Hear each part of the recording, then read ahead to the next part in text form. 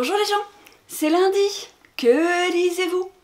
Je crois pouvoir vous annoncer officiellement que j'ai eu mon premier vrai coup de cœur depuis le début de l'année. Tadam!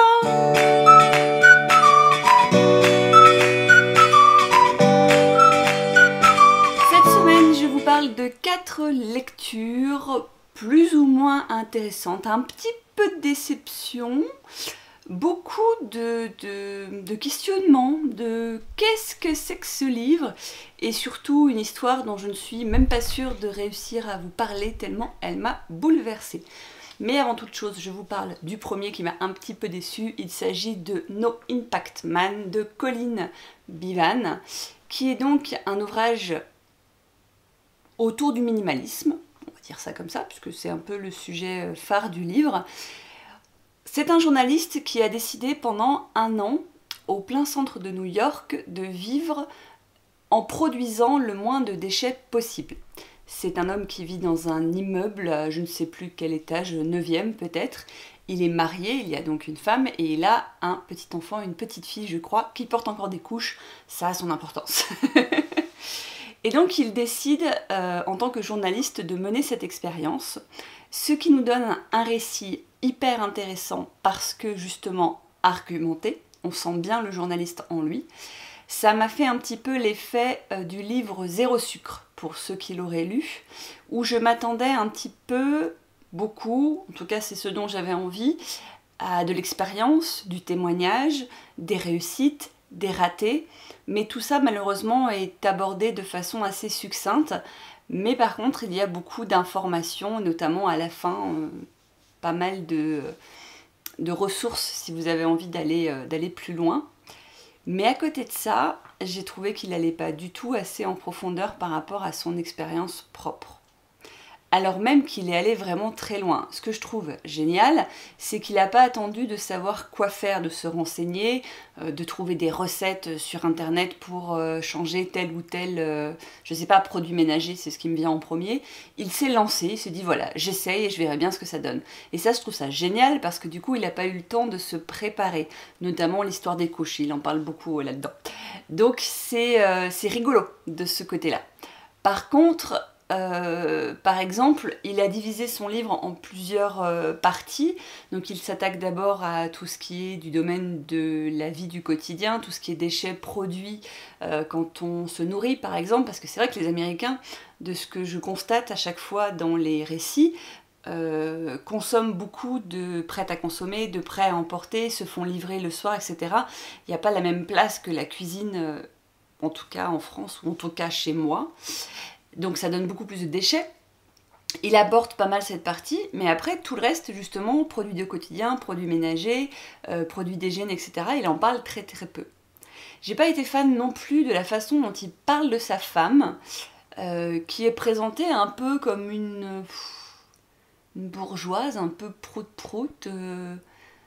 Je sais pas, j'ai trouvé que c'était un peu stéréotypé en fait. Alors peut-être qu'il a épousé un stéréotype, hein, c'est possible aussi, mais ça m'a un petit peu agacée. La limite étant, comme toujours dans ce type de témoignage, que bien forcément tous les chiffres abordés, toutes les données proposées sont en lien avec le pays concerné, donc là en l'occurrence les États-Unis, donc ça nous parle beaucoup moins. Il y a une partie très très intéressante, page 188, sur les différentes formes d'obsolescence. Ça, j'ai beaucoup aimé. Donc vous l'aurez compris, ce livre c'est demi-teinte, c'est-à-dire que j'ai réussi à y choper de l'info, mais c'est pas forcément ce que j'avais envie de lire. Et je trouve que je le répète beaucoup en ce moment, ça. C'est pas forcément ce que j'avais envie de lire. Alors je sais pas si c'est parce que je lis plus en ce moment et que je deviens plus exigeante, ou parce que je trouve qu'en ce moment les témoignages, parce que c'est à la mode, se ressemblent un peu tous, côté minimalisme notamment. Je sais pas. J'en ferai une revue plus complète dans une vidéo justement dédiée au minimalisme, comme je l'avais fait pour le livre sur arrêter de consommer. Ça peut être intéressant dans le détail pour ceux qui sont intéressés par ce sujet, de voir si ça vaut le coup ou pas d'investir, de l'emprunter, etc. Je cherchais un U, j'ai trouvé un U. totalement par hasard à la bibliothèque samedi. Je l'ai lu dans la foulée. Il s'agit donc de L'ami retrouvé de Fred Ullman, qui est là aussi un récit autobiographique, ou en tout cas qui s'en rapproche énormément. Pendant la Seconde Guerre mondiale, un jeune garçon du côté de Stuttgart, fils unique de bonne famille juive, dans un très bon lycée qui a du mal à lier connaissances, voit débarquer dans sa classe quelqu'un d'une grande lignée allemande et décide que ce sera son ami. Ils deviennent effectivement profondément l'un et l'autre amis, sur un contexte, ou plutôt dans un contexte politique, historique un peu particulier, mais qui commence à peine à monter. On n'est pas encore dedans, on n'est pas encore rentré dans la Seconde Guerre mondiale. Donc ensemble, ils parlent de tout et de rien. Donc ils parlent beaucoup de religion, ils parlent beaucoup d'histoire, de ce petit homme dont personne ne se rappellera, qui se nomme Hitler. Et il parle aussi beaucoup de tas d'autres choses, comme des filles, comme de l'éducation, comme du théâtre, de la culture, etc. Ce n'est qu'un sujet parmi tant d'autres. Malheureusement, petit à petit, il va se rendre compte que son ami a tendance à le mettre de côté ou à ne pas le présenter à sa famille. Et il se demande pourquoi. Et il va rapidement comprendre pourquoi. Ses parents, dans ce climat qui commence à être un petit peu tendu, décident de l'envoyer finir ses études aux États-Unis. Et il va se passer quelque chose, il va recevoir une lettre et puis il va apprendre encore autre chose des années plus tard. Le livre se finit d'une façon très très courte, on est entre la nouvelle et le roman. C'est pas tout à fait un roman, on est sur du 119-120 pages, il n'y a pas assez d'intrigue pour que ça en fasse un roman. Il y a trop d'informations pour que ce soit simplement une nouvelle. C'est triste et en même temps c'est un peu court pour qu'on se sente vraiment happé par cette amitié. Le dénouement, même s'il est assez incroyable, finalement arrive un peu comme un cheveu sur la soupe des années plus tard. Et moi, voilà, j'ai pas... Bon. En même temps, j'ai lu Je suis le dernier juif la semaine dernière, qui était un peu high level, même si là c'est un autre contexte, on reste quand même dans la même époque. Voilà, on va dire que je suis contente d'avoir découvert totalement par hasard cette histoire, qui a priori est assez connue en plus. Il a eu d'autres livres derrière, d'autres nouvelles, qui ont continué ce bout d'histoire. Je peux pas vous en dire plus, sinon vous aurez même plus besoin de le lire. Mais si jamais vous aimiez et que vous avez envie de continuer, il y a un ou deux autres dénouements possibles dans une ou deux autres nouvelles. On va dire ça comme ça. Et je suis tombée sur cette espèce d'ovni que je ne sais même pas vous dire si j'ai aimé ou pas. Voilà. Il s'agit de Bravo, un roman de Régis Geoffrey, qui en fait n'est pas un roman, mais un recueil de nouvelles. Je ne sais pas pourquoi ils ont appelé ça roman. C'est un recueil de nouvelles, des nouvelles qui sont assez étoffées, qui font jusqu'à une trentaine de pages, qui sont vraiment bien découpées. Une chose est sûre, j'ai adoré la façon dont cet homme écrit. À partir de là, de quoi ça traite? Toutes les nouvelles ont un sujet commun qui est la vieillesse, qui est la difficulté à vieillir, la mocheté de vieillir, le cynisme des vieux, la cruauté des personnes âgées.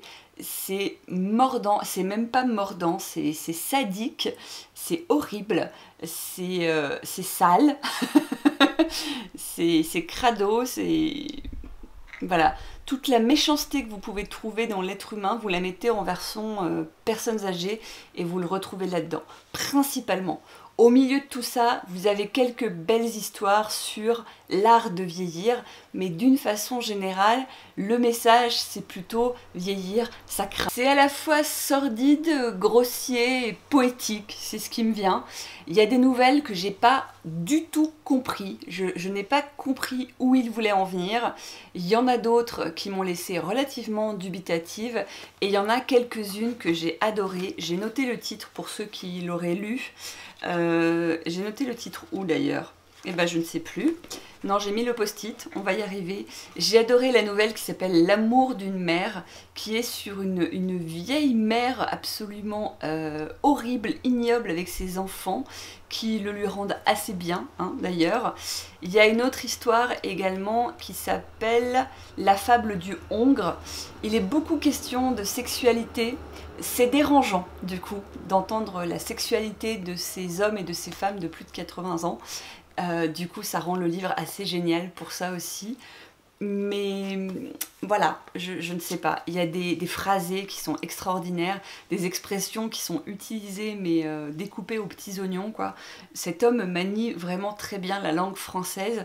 Après, ce qu'il en fait, ça peut prêter à interprétation. Donc voilà, je crois pas que je vais m'en souvenir. Dans le sens, si d'ici 6 mois, 1 an, vous me demandez de vous raconter les histoires, les personnages, je vais pas en être capable. Par contre, ça va me laisser une sensation en termes de corporalité. Et ça, c'est assez intéressant. C'est ce que je l'ai dit et redit, mais je le redis. Ce qui m'intéresse dans un roman, c'est pas tant de l'aimer ou de pas l'aimer, mais c'est qu'il me fasse ressentir quelque chose. Et avec celui-ci, c'est réussi. Donc voilà.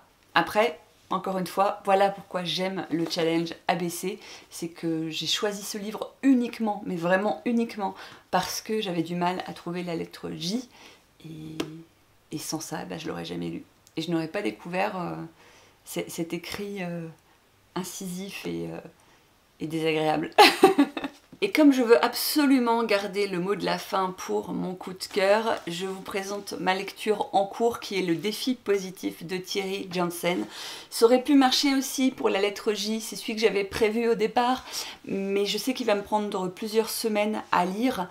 C'est un livre de développement personnel autour de la psychologie positive qui va me permettre de revoir un petit peu mes bases parce que pour le coup il a une approche très scientifique, donc ça va me plaire, mais je pense que je vais passer un petit peu plus de temps dessus puisque je vais m'en servir pour ces fameuses vidéos que je veux vous tourner depuis plus d'1 an maintenant. On revient pas là-dessus, mais voilà, c'est ma lecture du moment. J'ai d'autres lectures en cours ou prévues. Je pense attaquer d'ici 1 jour ou 2 Marcel Pagnol. C'est l'été, ça s'y prête bien. C'est parce que j'ai besoin pour le bingo littéraire d'une consigne, d'une intrigue qui se passe pendant les vacances. Et c'est tout ce que j'ai dans ma bibliothèque qui correspond. Et ça fait pareil très longtemps que j'ai dit c'est temps que je relise les livres de Marcel Pagnol. Donc ce sera l'occasion. Ça se lit tout seul. Si on les lit pas maintenant, on les lit jamais, quoi. Donc voilà. Et également un livre de Charlotte Bousquet qui s'appelle Là où tombent les anges, que l'on m'a offert, si tu passes par là, merci, et que l'on m'a choisi dans ma palle pour valider la consigne justement du livre choisi par une autre personne que vous-même. Voilà. Je vous parle de mon coup de cœur.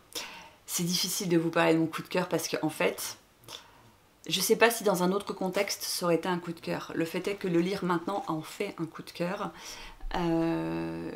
C'est très difficile d'en parler parce que il est très court.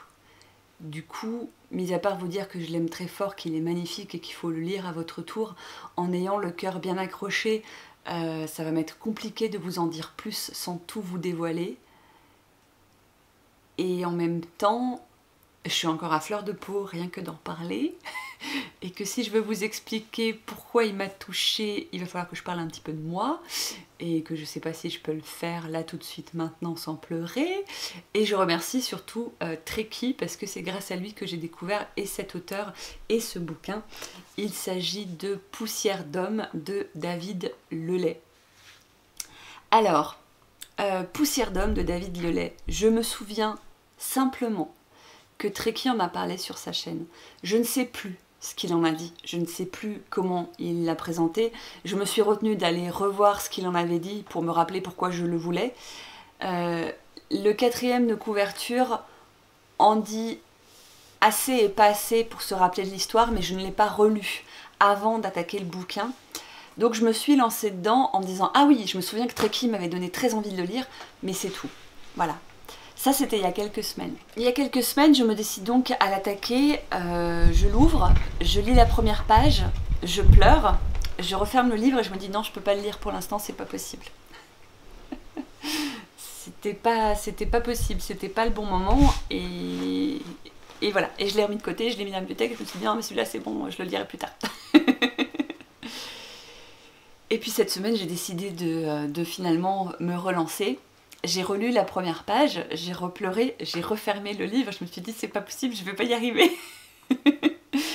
J'ai passé la page 2, j'ai passé la page 3 ou 4, et là il s'est passé quelque chose dans le livre qui fait que j'ai pu prendre un peu de recul par rapport à ma propre histoire. Mais ce livre parle de l'absence. Ce livre, je vous dévoile rien parce que dès la première page, vous le saurez, dès la lecture du 4e de couverture, vous pourriez le deviner. Ce livre parle de l'absence de l'être aimé. Et depuis qu'on m'a annoncé mon cancer, une de mes plus grandes peurs est de perdre mon chéri, de le quitter en mourant. Et donc, lire un livre qui parle de l'absence de l'être aimé, c'était super dur pour moi, parce que du coup, j'avais aucun mal à me... j'avais aucun mal à me projeter là-dedans, voilà. À côté de ça, je vous en dirai pas plus sur l'histoire, ça sert à rien, mais ça parle de l'absence de l'être aimé, et c'est écrit... Oh là là. C'est magnifiquement bien écrit. Sur la couverture, c'est écrit une des plus belles histoires d'amour que j'ai lues. Moi, je suis entièrement d'accord. Je ne sais pas qui est Marina Carrère-Dancos et je m'en fous royalement, mais c'est magnifique. C'est magnifique parce que l'histoire qui est décrite, c'est l'histoire entre deux êtres, deux personnes qui s'aiment profondément, qui se sont rencontrées par le plus hasardeux des hasards, que rien n'aurait permis de se rejoindre, de se réunir. Elles ont même failli se rater, enfin c'est juste exceptionnel. Et elles tombent amoureuses et elles décident de faire leur vie ensemble. Et l'absence. Et l'absence arrive, l'absence est là, et il faut continuer malgré l'absence, il faut avancer ou pas. Et on passe de ces moments d'absence, de difficulté, de comment traverser ça, à des petits bouts de vie qu'ils ont partagés, des souvenirs qui prennent une autre couleur, qui prennent une autre saveur. Et il est magnifique, il est magnifique. Il y a des formulations qui sont splendides. Oui, je sais, pardon, hein, mais j'ai mis des coches de partout. Je bégaye, je suis désolée. J'ai mis des coches de partout, je l'ai gribouillé, je l'ai corné. Je sais qu'il ne quittera jamais ma bibliothèque, celui-là. Vous savez, je vous l'ai dit, hein, moi les livres, j'ai aucune scrupule à les offrir à nouveau, à les donner, à les revendre, à en changer. J'essaye de plus en plus ces dernières années de ne garder dans ma bibliothèque que les livres que je vais un jour relire, que ce soit totalement ou partiellement parce qu'ils m'ont profondément marqué pour une raison ou pour une autre, que ce soit à cause de l'histoire ou à cause de l'histoire que j'ai eue avec la personne qui me l'a offerte ou pourquoi moi je me le suis offert à ce moment-là. Pareil, le livre est tellement court que je ne veux pas vous donner des tas et des tas d'expressions qui sont dedans, mais simplement une que je trouve sublime et tellement poétique, c'est qu'il explique que il n'est pas tombé en amour, il s'est élevé en amour. Je trouve ça beau. Je trouve ça très beau. Et de ces belles formulations, il y en a toutes les pages. Voilà, il y en a toutes les pages. Donc ce livre,